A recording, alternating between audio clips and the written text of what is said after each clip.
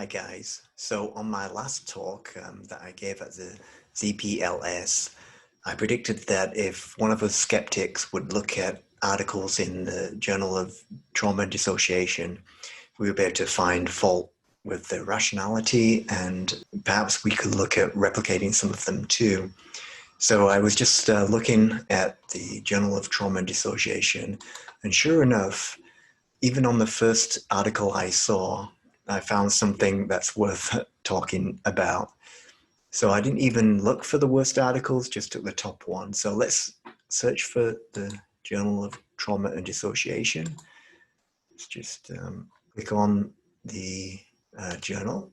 And so this is the journal that's connected to the ISSTD, the International Society for the Study of Trauma and Dissociation. So what I did today is I just thought, well, let's just have a look at the top one. So I went to the journal. First of all, you can look around at what the journal is all about. So you can go to aims and scope.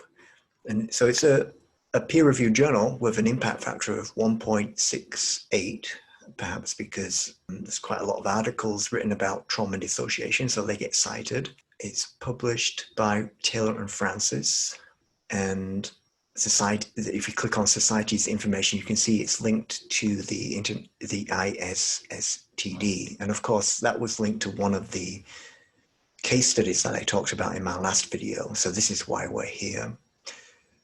So my idea was, maybe if we looked at some of these articles, if we go to the home page, we might find a problem. So what I did today is just clicked on this first one, the editorial one, and I was able to get the PDF. And it's a presidential editorial, which I don't understand what that means, but it is a article without any data promoting the calming womb model. All right, so I've got a PDF of that, so I'll stop sharing that screen and I'll bring up the PDF. All right, so prenatal broken bonds, trauma, dissociation, and the calming womb model. All right, I'll try not to laugh during any of this. I'll try my best to think about it critically. So it starts out, maternal bonding during pregnancy is associated with positive infant attachment, whereas unresolved dissociative trauma and other things during pregnancy seem to alter the bonding experience, often resulting in broken bonds. Now this is a bit circular if you think about it. Maternal bonds, if you take the first two words, maternal bonds is associated with positive infant attachment. Infant attachment is maternal bonding. It's the same thing. So it's like saying infant attachment is associated with maternal bonding. They're the same thing. It's just a play on words. So, of course, we have a shared goal that we would want good attachment. And so I think there's a half-truth in this idea. But let's look further. So we first have a look at the author. So the author is Rosita Corteza, and we'll look at what she's trying to do. So she's introducing a calming womb family therapy model, which is a comprehensive, collaborative, team-based early intervention approach, which is intended for treating mothers and their babies from conception through the first year after birth. So this is what these kind of articles and books are like. There's some truth to them, but you have to really dig down to think about what could possibly go wrong. So the model builds a strong early bond between mother and child. So this is something that I think all mothers would like. So it's really playing on people's fears before they get pregnant or after they've gotten pregnant. There's a big market out there for of mothers who really want to bond nicely with their children, especially if they have a trauma-centric view of how their life was in the past. They will probably want to break that cycle in their mind to bond well with their children. And I think it is a good idea at its core. Some people might consider it hippy-dippy to try and bond with a child in the womb, but I think there is some wisdom in having calm and support and a lack of stress during pregnancy, just for physical growth and health of the baby. Not because we know for sure that stress would cause problems. The science is more that it probably does. So it's more preventative than anything, but there should be no certainty in what causes what. It's just preventative, so stress will probably lead to less than ideal development, but that's not to say that bonding happens in the womb. I mean, that is stretching the definition of bonding, which usually used to refer to the interactions after birth. Now, here's where red flags may start to come up in some of the listeners. So it uses eye movement desensitization and reprocessing, EMDR, to process maternal unresolved trauma. Now, that is a bit of a red flag. What does it mean, maternal unresolved trauma? Now, if it means trauma that the person knows about, then okay, maybe the mother does want to resolve that. But if it means trauma that the mother does not even know about and it's unresolved, I would be more concerned if it means trauma that's unconscious. And it goes on to say that it tries to prevent transferent reactions to the baby and coordinate services with the pregnant mother, medical terms, social supports, and involved family members. So pregnancy is a great source of hope, joy, but it may also bring anxiety, distress, depression, feelings of ambiguity. So like most pseudoscience, and I think this is going to get into the territory of pseudoscience, it has half-truths in it. Now, here is the bit where I have to try not to smile as I read it. For the purpose of this article, with the following definitions are applied. Womb baby refers to the infant from conception and the evolving emotional attunement of the mother to her baby in the womb. Okay, well, why not use typical terminology of a fetus or embryo? Bonding is defined as the attunement of the mother towards the womb baby during pregnancy. I mean, how does this make sense? Isn't bonding something to do with interactions between individuals that involves a growing of love? I mean, how could it possibly happen that you would become unattached with the baby in the womb? I mean, you could think that maybe mothers' physical problems in the womb may make the baby feel unattached, but how do they know that? Of course, there's a shared goal here that nobody would want the baby to, have physical problems in the womb or stress in the womb or anything that would affect growth. But to call it attachment is nonsense. It's stretching. Remember what I say sometimes about definitions of variables. It's stretching this thing called attachment, a concept of attachment, to great lengths, so it becomes meaningless. Now, not only does attachment mean the emotional attachment that happens in early childhood, but now it means the physical conditions of a baby in the womb. It's not good thinking. It's stretching things vaguely so that you can say anything's true. Okay, and the definition here is that broken bonds imply detachment of the mother toward her womb baby. Now, even the fact that they're using the term womb baby should be a red flag. I mean, it would be for anybody perhaps outside the hippie areas of California or Oregon. But let's see if we can find other things in this article. So as I read this, it says high betrayal traumas, such as those caused by caregivers or close ones, are associated with reduced maternal and child well-being. Now, already a little bit of a red flag has gone up, because I know that betrayal trauma is a theory that goes something like this. There's more chance that if a trauma involves betrayal, that you might suppress or repress that memory.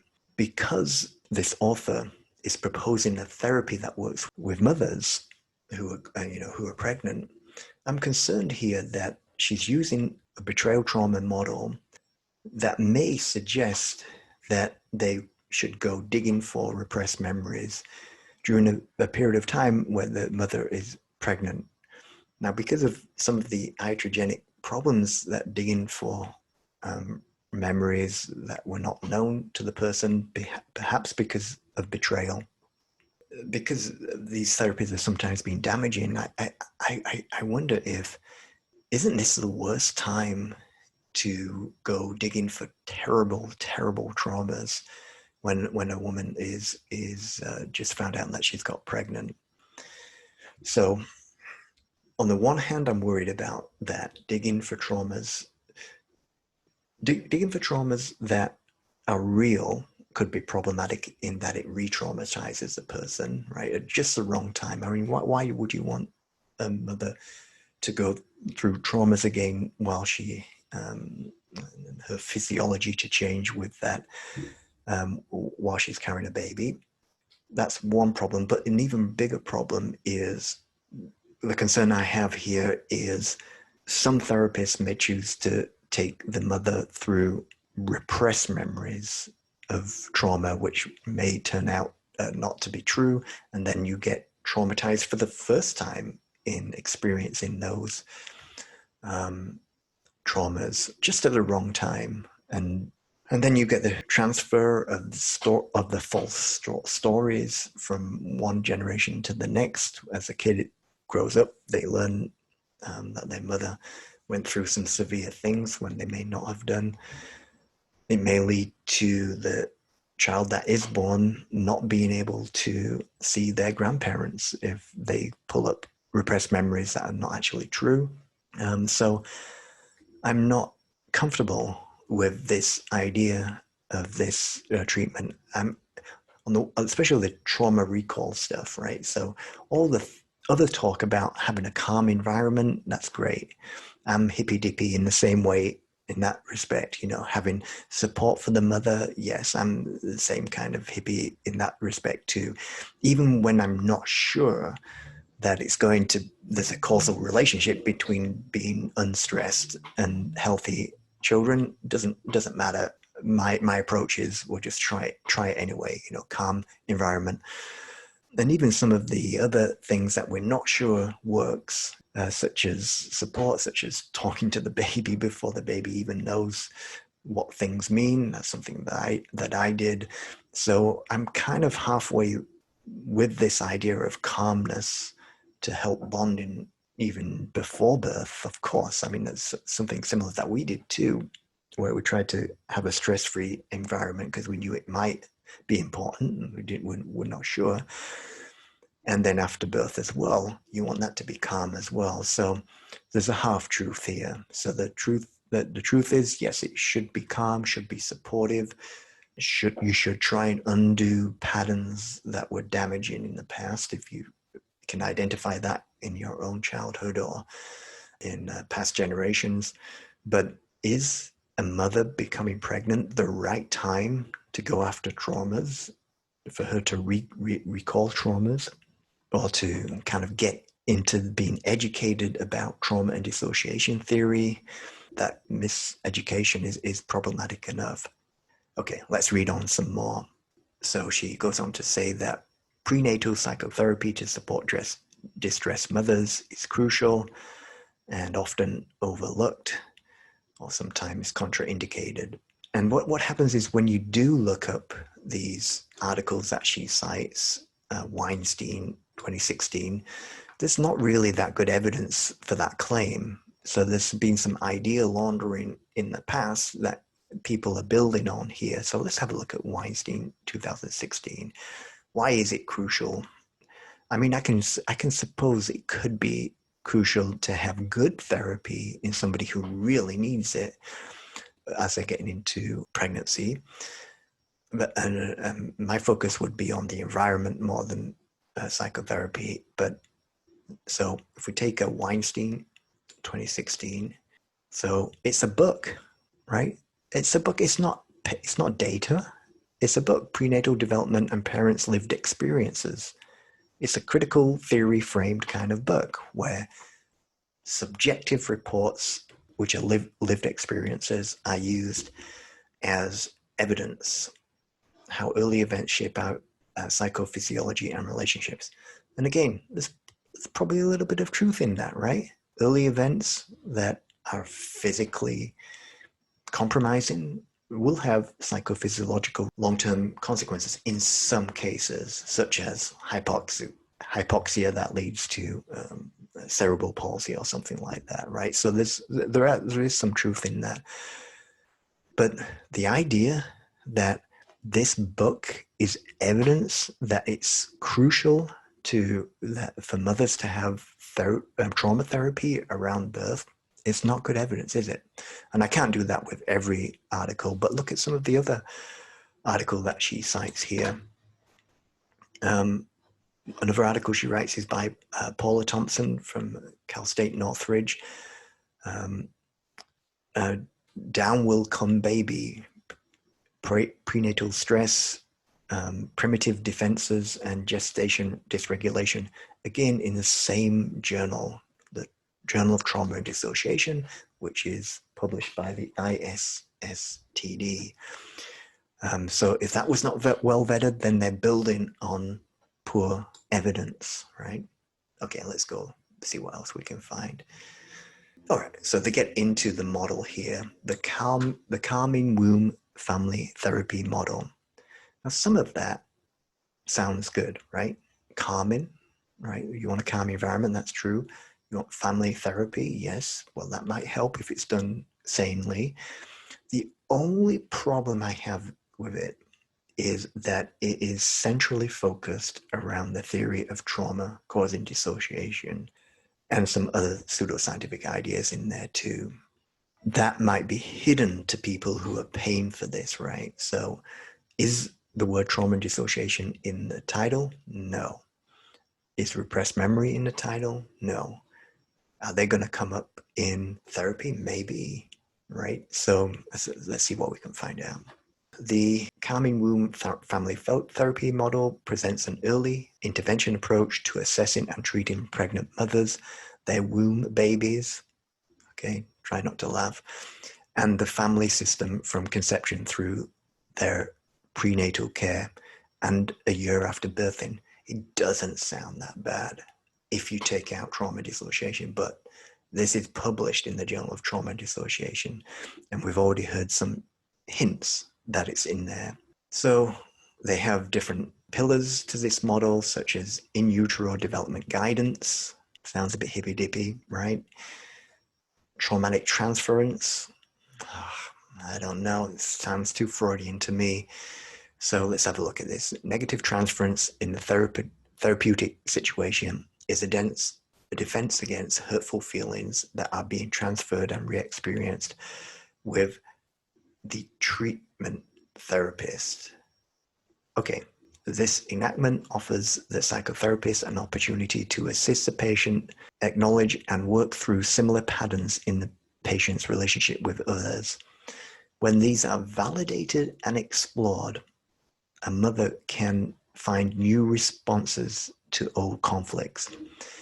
They go on to say, pre and perinatal transference is a protective defense. And again, to me, who've read about this since the 1990s, you know, the word transference, the word defense comes from Freudian type of thinking. And of course, Freudian thinking is all about the idea that one defense mechanism is repression. An example of an expectant mother, womb baby negative transfer of feelings is a woman who experienced a frequent sexual abuse growing up, who later rejects and constantly fears for her infant girl. Alternatively, the girl child may continue to trigger trauma memories in the mother, who may have become dismissive and indifferent toward her child due to the fear of nurturing the girl, who may reenact her childhood pain. So if the infant is male, the mother may fear it or have difficulty feeling love toward him because of her abuse by males. Okay, well, it depends. I'm not so sure bringing up all this in therapy does actually work. I'm bringing up even bringing up true trauma that really did happen. I'm not sure that is the best way to go about it. I mean, why not just be cognizant of a bias that you have and cognitively go against that and raise your children differently to the way you would raised if you did have a difficult childhood. I think it is not that difficult to break cycles like that if you're aware of it. I don't think you have to. I don't know if there is any benefit to prolonged catharsis of very difficult to deal with feelings. And then they go on to talk about projection, which of course is psychodynamics. You know, makes me think of Freud when I read this kind of lingo. And then they talk about Pillar 2, multigenerational family therapy. Now, working with the family in a sane way might not be a bad idea, but I wonder what they mean here. So multigenerational transmission processes refer to family repetition of patterns from one generation to the next, observed and acknowledged how a parent's own childhood care and mothering experiences become an internalized model for future parenting. Therefore, it's crucial to treat both mother and womb baby from the moment she initiates her gestational care. The perpetuation of dysfunctional and negative patterns from one generation to the next is both treatable and avoidable. Now, I don't like the way this sounds because they're not talking. I mean, the subtitle sounds good, multigenerational family therapy. But from what I just read, I don't think it is typical family therapy where you bring everybody together and get the grandparents to help support the mother, and you get the father to reduce stress in the mother's environment and stuff like that. I don't think that's what I'm reading here. I think they are saying severe trauma is passed down from generation to generation, and let's get the mother to recall all the traumas in therapy. So pillar 3 here, collaborative pre-perinatal trauma-informed approach, right? So these individuals, without really using the terminology correctly, are saying that trauma can happen before birth. So it's just a broadening of the term trauma to a ridiculous level. I mean, everybody knows that the environment during gestation is probably important. It's very difficult to measure, but there's some correlations that people think, reasonable to say that sometimes environment can cause problems in development, sometimes not.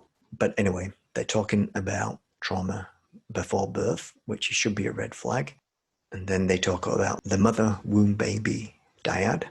In this therapy, the mother and her womb baby are the focus of the prenatal family psychotherapy, just as I just said, right?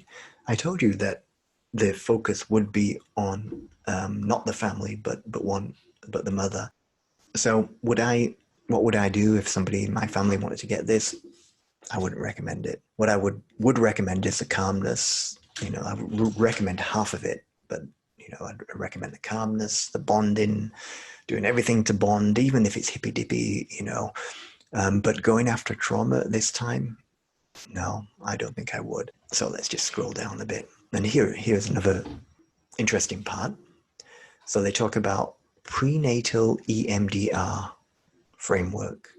So doing eye movement desensitization reprocessing therapy, where people usually move their eyes as they rethink of old trauma, which is not the most scientific approach, but at least people who are dealing with real traumas can integrate them, and maybe the vividness of their memories might go down and be a little bit less powerful. What I'm really concerned about is not that. What I'm concerned about is people using EMDR, which I think they sometimes do. They shouldn't do it, strictly speaking, according to the manuals, but they sometimes do, using EMDR to go after unconscious traumas that they're not aware of, repressed traumas, in other words.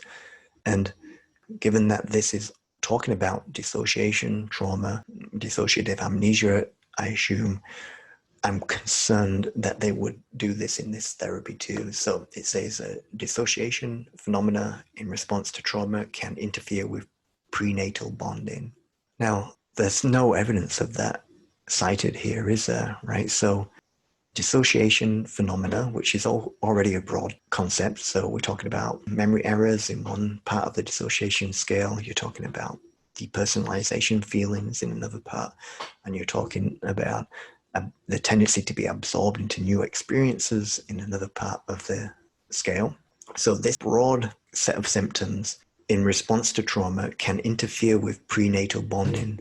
How did they test that? How do you measure prenatal bonding, right? So do you see how broad these measures are? So dissociation is already too broad. Bonding as a concept is already broad enough when you're talking about it between infants and mothers, right? You can define parts of it to make it scientific. But to stretch the idea of bonding from, after birth to before birth as well, it's taking away the meaning of the word. Bonding means the connection between individuals who are in the world, not one inside the other. I suppose, there may be some familiarity building in the womb, but that is not facilitated by a bonding process. That is going to happen 100% of the time, where the familiarity of the voice, for example, is picked up by the child inside the womb. So there's a tiny bit of wisdom here that you might want in a calm environment, calm voice. The child recognizes the voice when they come out, recognizes the voice of the father when it comes out as well. That's kind of hippy-dippy stuff that I would be happy to go along with. But it's the trauma-centric, concerning focus on recovering traumas and a little bit of pseudoscience in the broadness of this theory that makes me pause. By the way, an interesting point here. In the whole of this article about reducing stress and creating calmness for the mother, the word father was not used once. The word grandparents was not used once. And what does that tell you about how far from the practical realities of creating a calm environment for a pregnant woman, and how far from reality are they in not even talking about that? Some of the most important parts of creating a calm environment in this article, where they would presumably be more happy going after old traumas in the mother. So this treatment is a comprehensive early trauma intervention for the assessment and treatment of pregnant mothers and their womb babies throughout their prenatal care and a year after birth. And you can imagine that people would be prepared, if they believe that they can get better bonding with their children early in life, they'd be prepared to pay big money for this, right? It's really concerning to me that people would make money in this way. It provides in utero developmental psychoeducation, facilitates collateral support and collaboration with the medical services to the mother. Now, some of that collateral practical support would be great if they're focused on practical support, right? Getting to the right place, having enough food and having enough water, being transported, that is a valuable service. And so I like some of this apart from the trauma dissociation stuff. Multi-intergenerational maladaptive reenactments, projections, and unwarranted transfers are identified and treated timely. within a comprehensive model that respects and values the client's family beliefs. So it says, while EMDR strives to resolve and eliminate the original traumatic effects of the memory, other therapies make every effort to reduce symptoms. Most trauma treatments focus on state changes, while EMDR emphasizes on a trait change. Consequently, EMDR is a therapy of choice. From the initial stages of prenatal care, the EMDR therapy is informed by the therapy, and both are used concurrently. And then there's one single author who has a PsyD, which is a professional type of psychology doctoral degree, which is usually not very focused on research in terms of quantitative learning, quantitative research, and they're focused on practice rather than empiricism and so on. She goes on to say, I have consistently practiced and seen how deeply prenatal EMDR therapy alleviates symptoms. Really? Without measuring it? She's just observed it anecdotally? Now, the confirmation biases that she has could involve rejecting anything that doesn't work as being resistance from the patient or being caused by the severity of the trauma, and anything that doesn't become disastrous, she could claim that it was due to her therapy, right? So these kind of confirmation biases are very common in pseudoscientific therapies. Therefore, EMDR therapy needs to be readily available to the expectant mother as soon as is feasible. It is recommended that the treating OB/GYN or midwife are trauma educated and EMDR informed prior to treatment. So in other words, you get everybody together who believes in trauma dissociation theory and then work together on doing this, because otherwise what's going to happen? Somebody's going to speak up and say, well, this is not probably the best time to be doing this kind of therapy while she's pregnant, which is a sensible thing to say, right? So some EMDR recommendations include titrated psychosocial attachment, birth history, individualized treatment planning, prenatal, and trauma dissociation screening. So here is a hint that they might get into this, into digging for trauma. They screen for prenatal trauma and dissociation, right? So they give them measures of trauma scales, I suppose, and dissociation scales, and a lot of education, in utero guidance and education. So they're going to be educated in what? They're going to be educated in trauma and dissociation theory, which could be problematic because that's going to lead to high scores on the dissociation scale. It's going to lead to them starting to think that they were more traumatized than they would have done before they learned this. Trauma-informed mindfulness, dissociative processes, gestational relaxation practices and preparation, that is actually part of the good thing, right? So that sounds good. The rest doesn't. And all other phases, 3 to 8 in the same EMDR standard protocol. Now, I don't have a problem with EMDR's standard protocol, apart from when it's used to try to recall trauma that the participant doesn't know about. That's one problem. Or tries to reappraise events as being traumatic when they were not traumatic originally. So EMDR can be used well in some cases. And here's another problem. Other therapeutic techniques such as hypnosis may be used, right? So that's a problem because in past practice and past research as well, hypnosis has been shown to produce memory distortions, to increase certainty when there was no certainty before in memories and so on. So in conclusion, the CWFTM application is to assess maternal trauma and dissociative processes and to provide EMDR. Such potential for integral resilience, harmony, and healing is associated with reduced psychopathology. Now, notice there's no citation here. There's no measuring of psychopathology. There's no measuring between groups who did get this treatment and who didn't, right? And they say it's improved well-being and increasing multigenerational transmission of health, all without evidence. This is going back to Freud's days where you can just make stuff up as a psychologist without measuring it because you think that you've seen it. But it doesn't take into account your confirmation bias. Freud's confirmation bias was for everybody who got worse, he attributed it to the severity of the trauma. For everybody who did not get worse, he attributed it to himself. Sometimes he attributed people getting cured when they were not cured. He either didn't follow up with them, or he did follow up with them and just didn't report it. He was a fraud, according to Frederick Kreuser's great new book on Freud, which I recommend. Anyway, in this article, the ultimate objective is to conceive and nurture healthy infants. So it's just a little bit of a comical way of putting it, but the ultimate objective of this therapy is to conceive infants. So this therapy's goal is to conceive infants. That doesn't sound very ethical, but anyway, it's just a little joke. And to heal trauma in the earliest lifespan stages. I don't know.